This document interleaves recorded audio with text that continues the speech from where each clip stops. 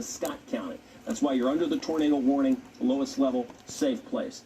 I'm going to take the radar back, and then we'll point out that that warning goes until 3 o'clock. It's still very much in Franklin County, maybe 2 centers of probability for rotation within that as it moves across into Scott County. That is the only warning that we have across the viewing area at this point, but it's not the only thunderstorm. We have additional thunderstorms continue across the area, and some of those are rotating, some of those are producing hail, some of those have more of a tornadic threat. Brian's taking an in-depth look at those right now, right? Yeah, we got these little caricatures, if you will, of showing what is on the map in the area, and most of these you see that are more of the yellow arrows indicate just a typical thunderstorm, maybe some broad rotation. Usually that indicates that it's likely producing perhaps some gusty winds in that area. As I add on the radar with this image, a couple things you will note when we line all this up together is that one area that we had that was spinning with a possible tornado earlier that was showing up here on the radar. It has now weakened on that signal, so that's not showing up as much.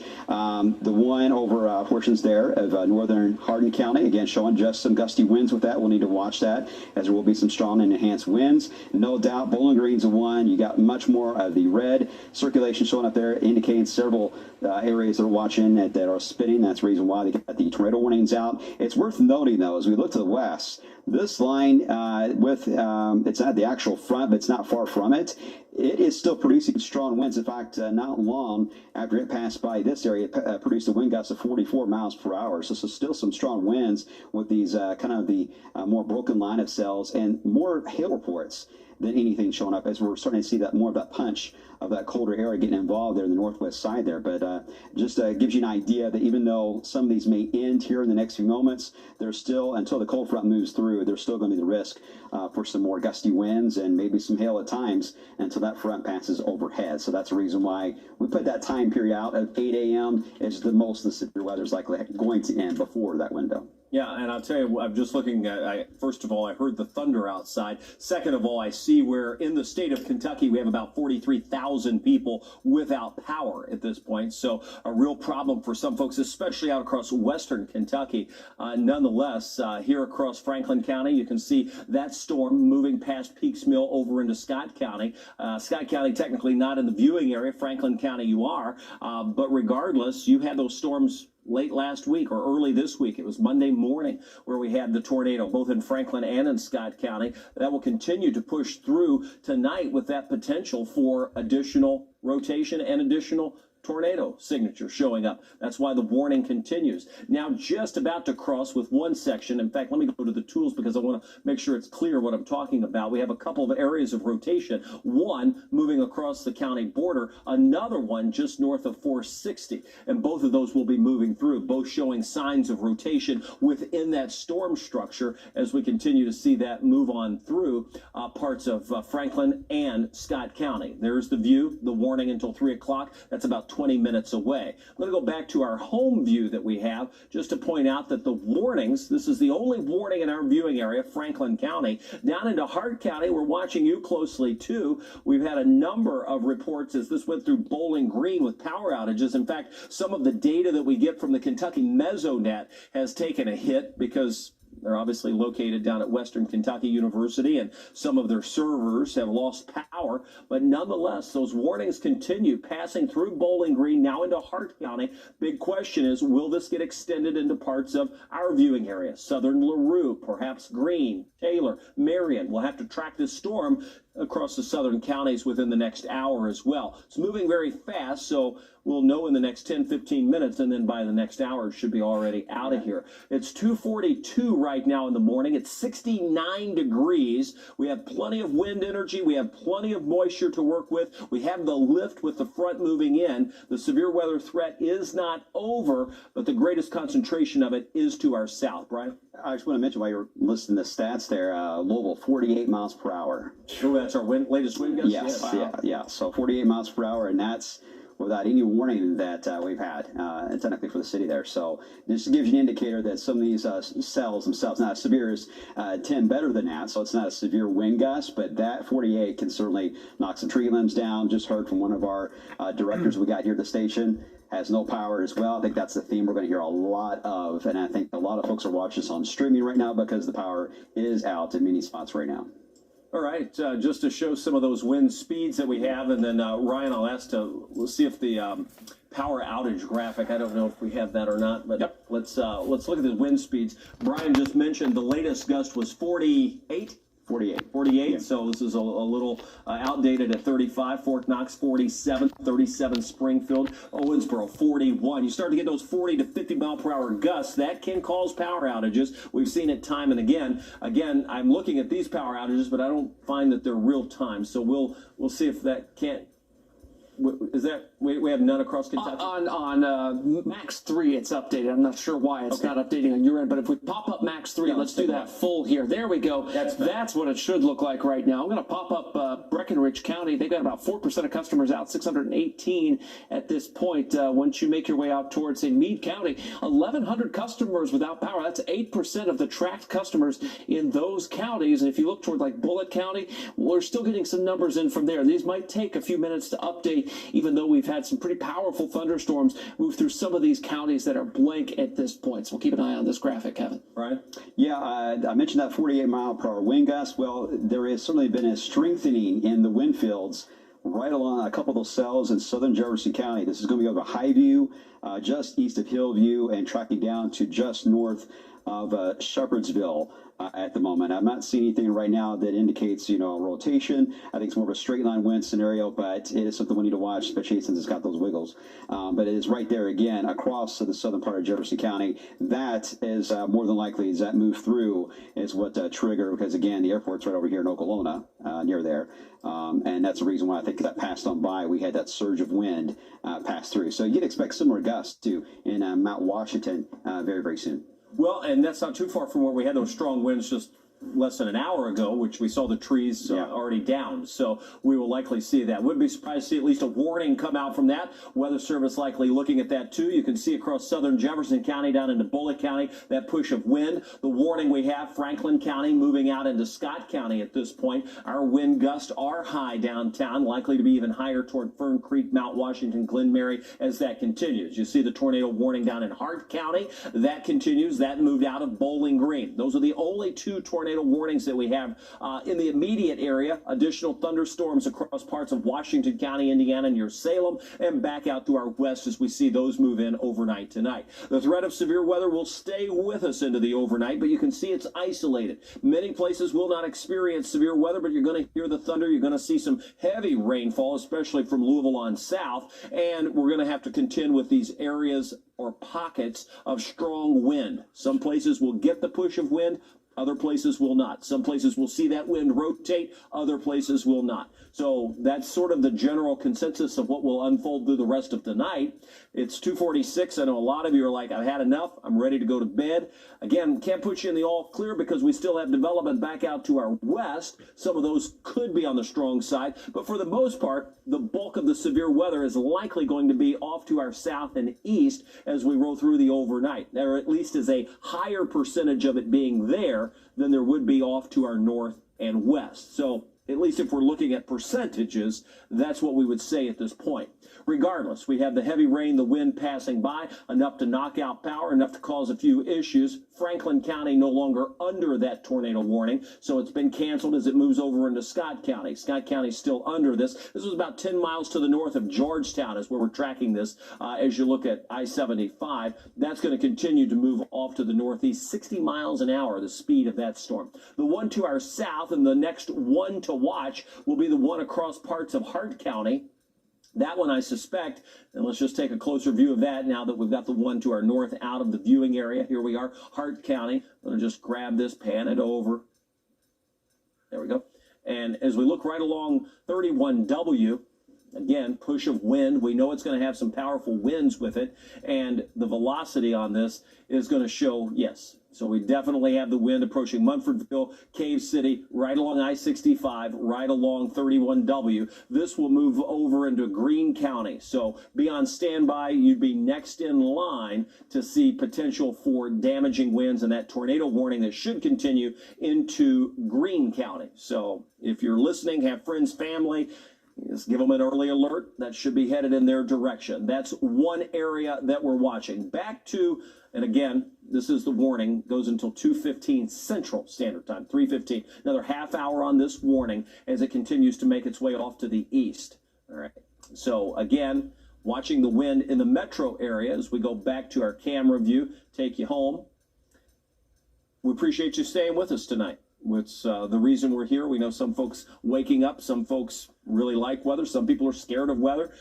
This is why we're here. We're just going to walk you through the storms as the night goes on. It's kind of a laid-back deal. We have made a plan. We're here to make sure that we could get you through a rare event. Rare because it's December the 11th now, and we're looking at atmospheric conditions that are unusual for this time of year, and a rare overnight severe weather event where folks sometimes have trouble finding that information. There's the latest tornado warning to our south. Brian, what do you got? Yeah, a lot of folks sunny enough now about these strong winds in Bullitt County and Fern Creek. We're hearing from a lot of folks saying the wind is just like crazy strong right now. Now, crazy strong by measurement standards right now. We are getting wind gusts. Ryan just checked above the beam itself there at about 70, 75 miles per hour. The ground level, common gust, even Louisville still at around 41 miles per hour. But we had that surge to 48. We've had some gust as well into the Radcliffe area around 47. So again, this is just right now sub-severe type of gust, but no doubt that wind field has expanded much more into Fern Creek, into J-Town. Certainly, once again, revisiting Mount Washington with that, all the way to Hillview, we make the additional outages likely in that area. Showing no signs of weakening, by the way, only signs of intensifying, which I think is important to mention too, Brian. Yeah, absolutely. All right, let's go over to Ryan. What do you got? Okay, just got a phone call from a viewer down in the Hart County area. WBKO is apparently not reaching a lot of folks right now. They may have been knocked completely off the air here. So if you're in Hart County, that tornado warning continues until 2:15 a.m. Central Standard Time. I understand a lot of folks in the Bowling Green market may be tuning into us in the Hart County area to get that information. So I just wanted to let everybody know, all those 12,000 people under that warning, that we are keeping an eye on this for you guys down there. We've been watching it. They're welcome to use the signal. We want to make sure people stay safe tonight. Please do what you need to do to stay safe. Let folks know what's happening. That is the only tornado warning we have. The one for Scott County has expired. All other areas in the viewing area are under no warnings. You see a lot of red on the map. That's the tornado watch. Technically for the Louisville area until 3 a.m. Areas to our east, it goes until 9 a.m. So these storms will continue to move to our east through the early morning hours. After sunrise, we could still be dealing with some strong to severe storms moving through. Again, the low-level jet, the jet stream just above the surface. We're talking some winds that are howling. That's still going to be the case for the next several hours. If we can tap into those, we're going to see some very strong winds reach the ground. We've already seen it at the airport, 48-mile-per-hour winds. Let's zoom in. I'll show you what people are talking about. As Brian mentioned, chiming off on social media, seeing the fact that we have some of these winds pushing through, and then just going to center this up, and then we'll take a look. So when you look at Louisville, the bulk of the rain, well, it's over the entire county. The strongest of the rain, heaviest of the rain, is in the southern and southeastern parts. If we go to the tools, we can show you the velocity that we're dealing with. It's right along this area, anywhere from, well, J-Town, Fern Creek, right down to Mount Washington through the Shepherdsville area. That's the area that we have the strongest winds. So I'll just draw it on here. We would see that zone right there would be some very strong winds pushing into western parts of Spencer County, getting ready to push into western parts of Shelby County near Simpsonville. Our SkyTrack camera in Simpsonville will likely be showing that wind sort of jerk around. We have that camera up, by the way, so Simpsonville, we're here. We're going to be looking at that right now. Not all that bad. In the next few minutes, that's going to change. And there's downtown, so we can see the camera bouncing just a bit. The lightning, bang, that hit the ground. So some cloud-to-ground lightning that we have all across the area. The thunder, we hear it downtown. Again, powerful storm. No warning with it, probably waking folks up. And this is the reason we said we're going to stay on the air even when there are no warnings in the viewing area, because of events like this going on overnight. We knew a lot of folks would be waking up saying, what's going on? Where do I turn? Rare overnight December severe weather outbreak. We are here. There are no warnings in the viewing area. We have had major damage with some of the same storms that pushed through here, though. In fact, I want to show you some of that damage. We start with what's happened back out across parts of Illinois, where we track that same storm that just moved through Franklin and Scott counties. No warnings with it now, but earlier in the evening, we had a number of tornado warnings, even as it moved across our area. But back out across parts of Illinois, in a suburb of St. Louis, Edwardsville, this tornado touched down and hit a massive Amazon warehouse facility. It did a tremendous amount of damage there. We had additional storms that did incredible damage not far from Jonesboro. This is in Kentucky. This was Central City. And you can see WBKO, our sister station, which appears to be having some power problems now, has shown this damage that's taken place there. BKO and Bowling Green had winds that were incredibly powerful, moved right through the city. Some of our weather data that comes out of Western Kentucky University is being hampered just a bit. Brian? Yeah, it just hit hurricane force, actually, at the WKU farm itself. They're into the Warren County areas. Those winds blew through that area.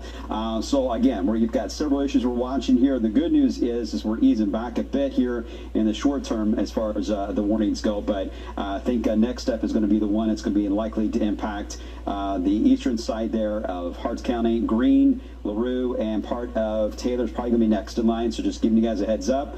You will be next in line likely for some type of warning here. We'll let you know what type does get issued. And still watching this very strong line again of strong winds and a lot of lightning. Lightning field has certainly increased, and I'm sure that especially that it's 2:54 in the morning. This has just about everyone out of bed right now. Thinking, oh no, this is really bad stuff. Now, we are not seeing anything as far as rotation with this. This all looks to be a straight line wind, but this is the type of wind that usually can cause some of the bigger issues over a greater distance, and that's where we're going to run into probably several areas of Fern Creek and that power grid to Mount Washington and into Bullitt County, which is already, Kevin, been hit already by a supercell thunderstorm. It's already been strained as it is. So you are going to have to be patient with these crews, because they're going to try to get out there and try to get all these power lines restored. And of course, don't approach any down power line, guys. Hopefully we won't have to say that, but just as a reminder. But they're going to be dealing with the 40-mile-per-hour winds during the day on Saturday, so crews may not get some of these restorations fully back intact again until sometime Sunday, Kevin, the way it looks right now. Yeah, it could be a problem. Yeah. Tawana Andrews in the storm tracker. We're going to check in with her. There's the tornado warning for Greene, just not hit there. All right, so let me just jump to that. We'll go Greene County. We expected this. It's going to continue over into parts of Marion, Hart, and Taylor. So sounds of sirens are going off in a number of our communities, anywhere from Greensburg to Campbellsville to Lebanon. All of those areas under the new tornado warning that we have to our south. This is the same system that moved through Bowling Green with damage, and now we look to the south. Strong winds across the Louisville area, but let me take us back to the south. As we look inside that storm, we go back to the home view, and then we'll zoom in. You know the drill by now. As we zoom in to the storms to the south, we'll note that is the only warning that we have. And again, that is the tornado warning. It has had a history of producing damage. It is plenty of time. You've got plenty of time. The storm is in Hart County. It's going to be moving into Greene County. We'll then transition into parts of Taylor County and then lift up into southern Marion County. So again, you should be in your tornado safe place. When we look at the velocity on the storm, you're going to notice a punch of wind and the rotation passing over 31W and I-65 between Horse Cave and Munfordville. This is going to lift off to the north and northeast at a pretty rapid rate. This storm will be moving off to the northeast at 55 miles an hour. So it's going to move fast. Should push right through the northern half of Greene County and a good chunk of Taylor County as well as it continues that movement. Again, the greatest rotation passing by Munfordville as we speak.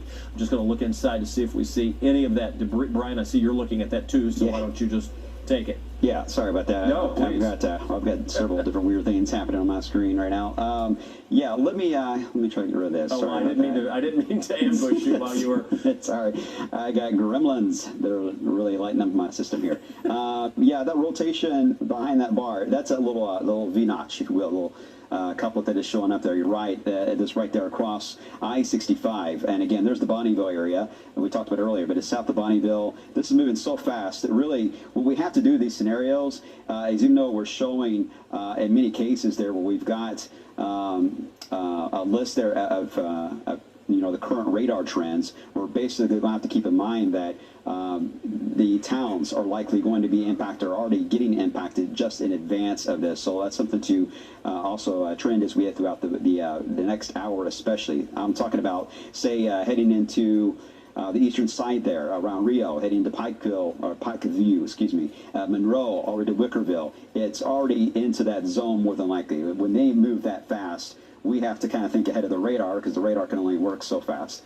So that's the one tool that we have to use. But certainly for our area, we're able to do the math on that and say, hey, this is already now more than likely a good, I would say, 10 to 15 miles east of there. All right, we're watching that storm. Obviously, it's the tornado warning storm. We're also watching storms here in the metro. Tawana Andrew aboard the storm tracker.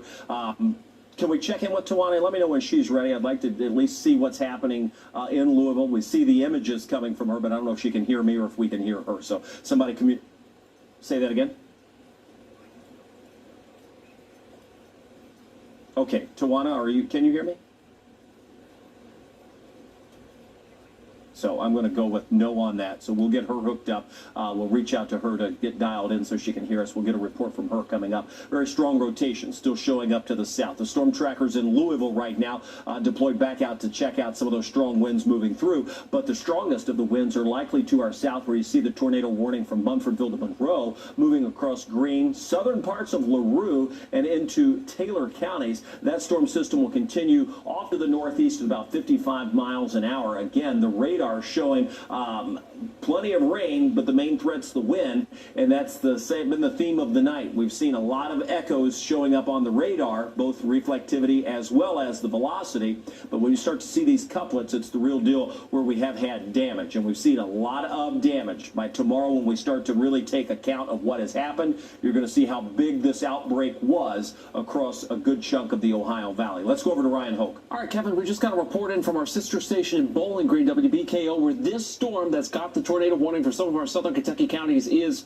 originating from. And they say that the storm knocked out their power, and they're trying to get footage out, but it's been just really tough. And, of course, they've got damage all over the city there in Bowling Green. This just shows that this storm has a history of producing damage in the Warren County area. So we got to watch this one close, Kev. Okay, just shooting Tawana a message here, see if she can hear us.